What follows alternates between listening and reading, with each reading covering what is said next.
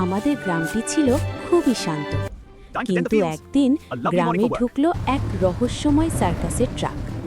ওই ট্রাকের ভেতরে ছিল এক নিষ্ঠুর নেকড়ে জাদুকর, যে বনের পশু পাখিদের ধরে সার্কাসে খেলা দেখাতো।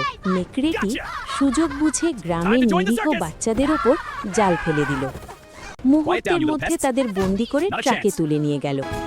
গজরাজ শব্দ শুনে ছুটে এলো ঠিকই, কিন্তু ততক্ষণে ট্রাকটি অনেক দূর চলে গেছে।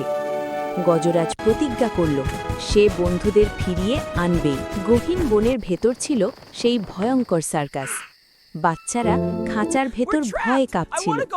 নিষ্ঠুর নেকড়ে তাদের ভয় দেখাচ্ছিল। গজরাজ সেখানে পৌঁছে দেখল কড়া পাহারা। সে বুদ্ধি করে শব্দ করে প্রহরীদের অন্যদিকে সরিয়ে দিল এবং চুপি চুপি তাঁবুর ভেতর প্রবেশ করল। গজরাজকে দেখে বাচ্চাদের মনে সাহস ফিরল। সে যখনই তালা ভাঙতে গেল, ঠিক তখনই পেছন থেকে হাজির হলো সেই শয়তান নেকড়ে।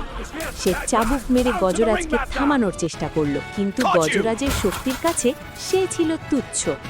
গজরাজ তার চাবুক কেড়ে নিয়ে তাকেই শূন্যে তুলে এক আছাড় মারল এবং সোজা খাঁচার ভেতর বন্দি করে ফেলল।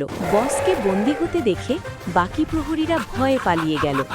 গজরাজ খাঁচা ভেঙে সব বাচ্চাদের মুক্ত করল। তারা অন্ধকারের বুক চিরে আলোর পথে দৌড় দিল। ভোরের আলো ফুটতেই তারা গ্রামে ফিরে এলো। মায়েরা তাদের সন্তানদের ফিরে পেল। গজরাজ আবারও প্রমাণ করল সাহস আর বুদ্ধি থাকলে যে কোনো শক্তিকেই হারানো সম্ভব।